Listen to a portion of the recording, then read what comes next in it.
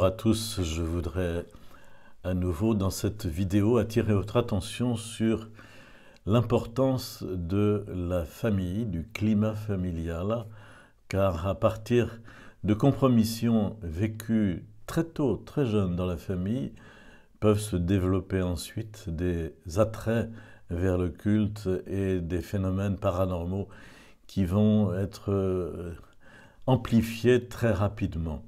Je vous cite ici un témoignage d'une personne qui l'a écrit et publié, qui s'appelle Gabriella, et qui affirme que dès qu'elle était enfant, en fait, dès sa plus tendre enfance, sa santé était fragile et donc elle avait des problèmes de reflux gastrique, de stress, d'angoisse, de croissance. Et elle dit la science médicale ne pouvait rien faire, du moins c'est ainsi qu'on lui a présenté les choses. Alors on me conduisit vers des individus qui pourraient me soulager, voire me guérir. Je devais avoir environ 4 ans. Mais ma première visite eut lieu alors que je me trouvais dans un couffin. Ils avaient un soi-disant don. Grand-mère et maman avaient pour habitude de s'y rendre pour eux, pour elles, pour leurs mots. Des membres de ma famille, aussi lointaines qu'elles soient, pratiquaient ce genre de science ou consultaient des guérisseurs. On parcourait des kilomètres pour voir des personnages ayant soi-disant ce bienfait du ciel afin d'obtenir, si possible, satisfaction ou guérison. Nous cherchions le secours auprès de guérisseurs, de barreurs, de magnétiseurs, de rebouteux. Ils étaient notre seule solution, du moins, c'est ce que nous pensions. Certains magnétisaient avec une pièce, d'autres avec leurs mains, car ils disaient posséder un fluide, ou encore avec une simple photo, ou un contact téléphonique. Plusieurs personnes que j'ai consultées faisaient des signes de croix. Je n'entendais pas leurs prières ou leurs mots, c'était leur secret. Ils ne devaient pas le divulguer. Généralement, on entrait seul dans une pièce avec la personne qui possédait ce don. Elle pouvait nous demander de rester debout ou nous faire asseoir sur une chaise ou encore nous allonger sur un lit médical. Tout dépendait des maladies et de leurs rituels. On me précisait souvent qu'il était important de croire à ces pratiques. On me demandait aussi de me détendre. Même il me disait souvent, avant de partir vers la personne, « Ne regarde pas ce qu'il fait ». Tous spécifiaient un fait, Dieu leur avait donné ce don. Et ce don leur avait été transmis de génération en génération. Entre parenthèses, vous voyez, ça ne peut pas être un don de Dieu, car les dons de Dieu ne se transmettent pas de parents à enfants. Dieu n'a pas de petits-fils, c'est bien connu, il n'a que des fils. Alors, elle donne beaucoup d'exemples qu'elle a vécu, c'est trop long, on ne peut pas tout citer, mais je lis à nouveau ce passage. C'était notre seul et unique recours, puisque les médecins n'avaient plus d'autres solutions. Hélas, rien n'y faisait, même au bout de plusieurs entretiens. J'avais beau solliciter une autre personne, les maux empiraient. J'ai remarqué au fil des années que plus j'y allais, plus j'avais des problèmes de santé. Certaines douleurs disparaissaient sur le moment de la pratique, mais peu de temps après, celles-ci revenaient. J'ai eu d'autres symptômes qui se sont manifestés. La vie que je menais en solitaire m'a conduite vers des choses surnaturelles. Personnellement, je dirais plutôt paranormal. Il faut bien distinguer le surnaturel et le paranormal, c'est pas la même chose. Surnaturel relève effectivement de la vie de la grâce sur notre nature humaine, mais le paranormal, ce sont des phénomènes qui s'originent dans le tréfonds diabolique. J'ai commencé à porter une attention toute particulière à la lecture et l'écoute de l'horoscope. C'était un sujet commun à tous dans la famille. Quand on recevait le journal, il y avait toujours un qui lisait l'horoscope d'autrui afin de le charrier ou de le taquiner. On rétorquait des phrases comme « on n'y croit pas, c'est des bêtises »,« on le lit pour s'amuser »,« on n'y accorde pas d'importance ». En fait, les mots lus ou prononcés restent dans notre esprit. Petit à petit, c'est devenu ma préoccupation de chaque matin. Il me tardait de savoir quelle bonne nouvelle allait m'atteindre aujourd'hui. J'avais vu des choses lues ou dites se réaliser. J'ai commencé par y croire parce que je pensais que c'était la vérité. Alors, je me suis orienté dans cette pratique. Je lisais journal, magazine, rien que pour l'horoscope. Le matin, dans le bus, mon oreille était attentive à celui annoncé à la radio. Il m'arrivait de rechercher sur Internet tel horoscope chinois. Il y a eu des situations révélées exactes, d'autres non. En prenant du recul, je me suis aperçu que les choses mauvaises se produisaient. L'astrologie envahissait mon quotidien. J'aimais connaître mon signe, mon ascendant, etc. L'horoscope prenait de l'ampleur dans ma vie et je me reposais sur cette divination. On voit ici une dérive complète dans cette question de la divination par l'horoscope. Entre parenthèses, la remarque qui consiste à dire les choses mauvaises se réalisaient, c'est tout à fait exact. En effet, le démon ne peut que prédire des choses sinistres.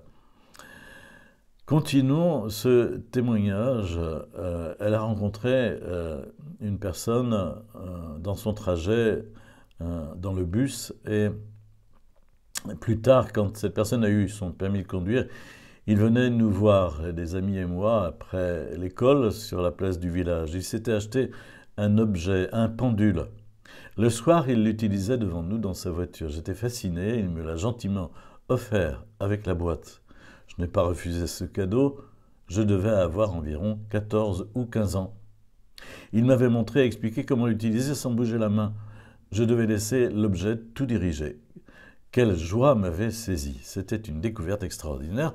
Je ne pensais pas que ce genre de choses pouvait être l'objet d'un cadeau, et encore moins dans quelle intention. Je pouvais moi-même pratiquer et consulter l'avenir. Je n'avais pas besoin d'aller voir quelqu'un d'autre et de payer.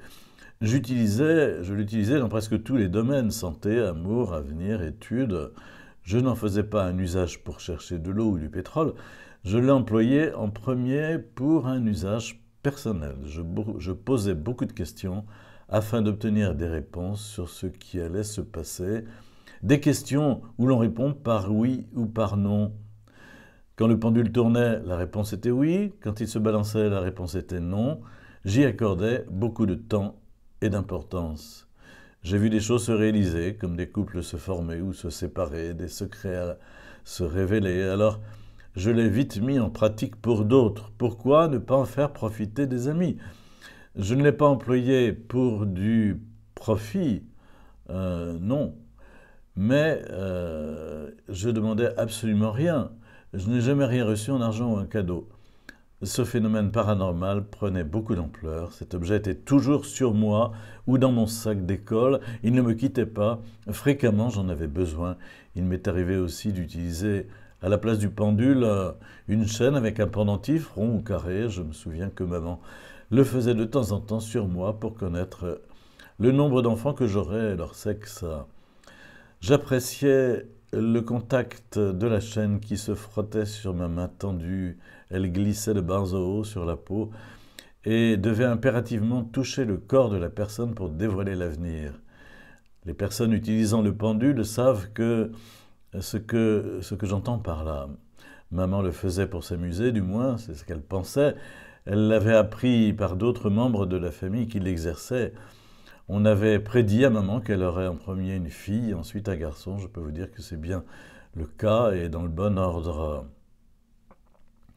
J'ai eu une famille avide d'expériences paranormales. Surtout ma famille du côté maternel en était imprégnée. Ces membres de ma famille pratiquaient ce genre de sciences et ils consultent les guérisseurs. Le désir d'aller plus loin m'envahissait. De plus en plus attiré par ces sciences, je n'arrivais pas à contrôler ce désir, c'était plus fort que moi. Je savais des choses concernant l'avenir. Un pouvoir m'avait été donné. Je le cultivais comme on le fait pour un jardin. Je plantais des graines, j'arrosais, les plantes poussaient. Est-ce que les graines étaient de mauvaises herbes? Est-ce que les graines étaient des belles fleurs? À cette époque, je n'en savais rien. Je pensais juste que c'était Dieu qui m'avait donné ce don pour aider. Dans la foulée, je courus m'acheter un jeu de tarot de Marseille, on en trouve dans n'importe quel magasin public ou presque, normal, c'est en vogue, un petit manuel explicatif qui était joint à ce jeu. J'étais tellement heureuse d'avoir pu me procurer ce jeu. Et là, autre chose s'ouvrait à moi. J'étais tellement captivé et fasciné de savoir, de connaître l'avenir. Il m'a fallu peu de temps pour lire, m'adapter, comprendre le fonctionnement. Je l'avais toujours sur moi, je le pratiquais n'importe où, au lycée, soit en récréation ou à l'étude, soit chez des amis ou chez moi. Ça a été un aimant. Il a attiré des personnes qui me voyaient et qui me voyaient le pratiquer. Je cherchais toujours la destinée et dans des choses bien précises. Et elle continue, je passe des passages, j'existais à travers des phénomènes extraordinaires. J'étais concentré sur les cartes tirées, les mots sortaient instantanément de ma bouche. Parfois, j'avais l'impression d'entendre une voix me dicter les mots, je les répétais. Je ne connaissais pas la provenance des choses annoncées, je me disais que c'était peut-être un don que Dieu avait destiné à être exploité positivement. En tout cas, les choses se révélaient exactes la plupart du temps. Pourquoi? Parce que les gens revenaient me signaler l'accomplissement de mes prédictions. Par la suite, un événement étrange m'est survenu. La nuit, en dormant, des images se présentaient à moi. Je rêvais, comme tout le monde, pensez-vous en me lisant. Mais malgré moi, par curiosité aussi, je me mis à observer et à analyser ces rêves. À ma grande surprise, je les vis ensuite se réaliser à la télévision, au journal, à la radio et dans le quotidien. J'appris qu'on qualifiait ces rêves de prémonitoires. Je me souvenais de la plupart des rêves le lendemain, au réveil, dans la journée. Le premier rêve s'est produit vers mes 15 ans. J'avais rêvé la nuit d'un volcan en éruption, j'ai eu l'opportunité d'en parler à une dame catholique pratiquante. Elle-même avait un don, disait-elle, de guérir des personnes par le biais d'un fluide. Nous allions régulièrement la voir avec grand-mère. Quand je lui expliquais ce rêve, elle me rétorqua « Dieu te parle, tu as un don de Dieu, cultive-le, car tu vas faire de grandes choses », etc., etc. Et ça continue, au début les visions étaient rares et espacées. Constatant leur véracité, j'essayais d'en comprendre la signification. Maman avait acheté à France Loisirs un livre, L'interprétation des rêves. J'ai commencé à regarder, à feuilleter, etc., etc. J'ai remarqué ceci, plus j'accordais de l'importance aux rêves et plus les scènes semblables à des courts-métrages abondaient. Je sentais que ce n'était pas mon imagination. Ce mystère me séduisait, me fascinait et m'apeurait à la fois. Je visualisais des événements futurs. Pour certains, il est merveilleux de connaître son avenir ou l'avenir des autres. Pour d'autres, ce sont des mensonges. En tout cas, je ne maîtrisais pas tout ce phénomène, ni quand la vision arriverait, ni ce qui allait défiler à mon esprit. Les visions devenaient de plus en plus des scènes tragiques, comme des cauchemars. Elle raconte une vision, je ne cite pas, ce serait trop long. Elle dit « Les rêves devenaient de plus en plus fréquents, ils m'empêchaient de dormir la nuit, ils absorbaient mon sommeil, des cernes se dessinaient sur mon visage. Pourtant, je ne ressentais pas de fatigue. Le soir, dans mon lit, je n'arrivais pas beaucoup à dormir, mais pas seulement à cause des rêves prémonitoires. Je sentais une présence dans la chambre à coucher. Déjà toute petite, j'avais peur du noir, ce qui troublait mon sommeil. Mes parents laissaient une porte entrouverte pour obtenir un brin de lumière. Ils allumaient parfois la lumière du couloir qui donnait sur la chambre dans le but de me rassurer. Petite, il m'arrivait que mon frère vienne de temps en temps dormir avec moi. Il ne devait sans doute pas apprécier de dormir tout seul comme moi dans sa chambre, etc., etc. Et voilà. Donc on sent bien que il y a petit à petit l'apparition de communication dans son esprit, puis sous la forme de rêves, puis de phénomènes paranormaux qui sont perturbants. Et elle va jusqu'à dire ceci: durant l'adolescence, j'ai été plusieurs fois réveillée violemment, autrement que par des rêves et des cauchemars. Non, ce n'était pas un manque de sommeil ou de l'énervement. Je me réveillais en sursaut car je m'étouffais. J'avais réellement l'impression qu'une main me serrait la gorge pour m'étrangler. J'allumais la lampe de chevet pour vérifier qu'il n'y ait personne. Je me mettais assise dans mon lit pour retrouver ma respiration, me frottant la gorge. C'était vraiment une sensation bizarre, autant qu'étrange. Je scrutais la chambre, mais je ne voyais personne. Non, personne en face de moi. Je ne comprenais absolument pas et je me disais « Tu rêves? Tu deviens folle? Qu'est-ce qui se passe? Qu'est-ce qui t'arrive ?» Quand je ne m'étouffais pas, j'avais une autre perception, celle d'un doigt me tapotant ou d'une main se posant sur mon épaule. Fort étaient l'effroi et les sursauts dans le lit. Je me réfugiais sous les couvertures. Il m'arrivait de prendre une lampe de poche et de regarder de chaque côté du lit en essayant de reprendre mon souffle et un état d'esprit plus clair, plus lucide. Avant de me calmer, mon cœur battait la chamade. Les nuits étaient troublantes avec le sentiment d'une personne qui se mettait assise au pied du lit ou sur mes jambes. Cela me perturbait beaucoup.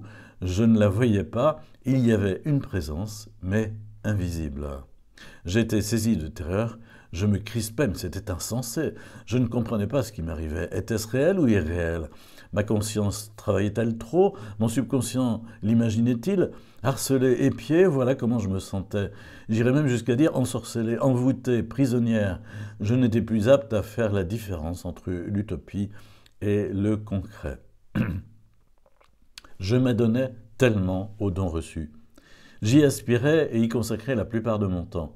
À un moment donné, je n'eus plus besoin d'objets pour deviner ou prédire. Tout semblait venir naturellement. Par ailleurs, j'eus soudain besoin, envie d'écrire des poèmes, poussés par je ne sais quoi. Ils avaient tous un point commun, ils reflétaient beaucoup de haine, de méchanceté, de rancune, d'amertume. En toile de fond, toujours le noir. Un noir sans espoir. Était-ce mon état d'esprit? Le mal l'emporterait-il dans ses écrits, etc., etc. Et elle dit, à cette période de l'adolescence, une profonde colère m'habitait. J'éprouvais de la haine contre toute injustice, toute violence. Je portais cette haine contre Dieu, lui en voulant pour toutes sortes de choses, les échecs scolaires, la mort de ma grand-mère paternelle et de mon arrière-grand-père, etc. Je passe parce que c'est trop long, n'est-ce pas? Et elle dit ceci, de 1999 à 2002, j'avais entre 16 et 18 ans. Ayant souvent des contacts ou des approches avec des personnes attirées par les mêmes choses, j'avais créé autour de moi un champ magnétique qu'elles aimaient et où exerçaient l'art magique. C'était comme si tout était conduit ou prévu. C'était une occasion pour discuter avec de nombreuses personnes intéressées. Les relations se tissaient rapidement autour de ce sujet central, la divination et le paranormal. Je vais voir tel guérisseur, je suis barreuse, etc., etc.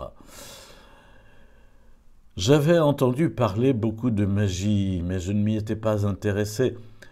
Alors une personne me prêta des livres traitant du sujet. Cette femme les utilisait quand elle avait besoin, se protéger, guérir. Cet art me charma et je commençais à les feuilleter. Les livres prêtés sur la magie noire, la magie blanche ressemblaient à des bouquins de cuisine, regorgeant de recettes en tout genre, ingrédients, quantités, effets, formules. Tout était bien décrit. Grâce à ces recettes, on pouvait choisir de faire du bien ou du mal, attirer ou repousser, guérir ou rendre malade, bénir ou maudire. J'étais subjugué par ces sortilèges, fasciné par la magie, comprenant incantations, sorts, envoûtements, etc., etc. Heureusement, je n'ai pas expérimenté une seule recette contenue dans ces livres, mais pas parce que les effets m'effrayaient, mais parce que à ce moment-là, j'ai rencontré une personne extraordinaire du nom de Jésus-Christ qui me dévoila l'erreur dans laquelle je cheminais et qui me fait découvrir mon état. J'étais perdu, aveuglé, vide, trompé, vivant dans le péché. Je réalisais les dangers de l'occultisme, la divination, les guérisseurs, la magie et bien d'autres choses n'étaient pas instituées par Dieu. J'ai pris conscience des erreurs commises. 6 années de ma vie, de 1997 à 2002, ont été consacrées aux choses paranormales et ne venaient pas de Dieu. Je croyais en Dieu, mais je servais des idoles. Et j'utilisais les pratiques occultes. Mon cœur était partagé, comme celui des Assyriens. Une idole est une représentation d'une personne, une divinité sous forme de statue qu'on vénère, qu'on prie, qu'on adore. Elle prend la première place qui revient à Dieu. L'argent, une personne, le travail, un loisir, une passion peuvent prendre la place de Dieu. Et pour terminer ce témoignage, je vais citer un passage du 2e livre des rois, chapitre 17, versets 24 à 33, où le roi d'Assyrie donne dans l'idolâtrie, quitte le vrai Dieu, donne dans l'idolâtrie et en récolte les fruits. Ce témoignage, vous pouvez le trouver, c'est assez ancien.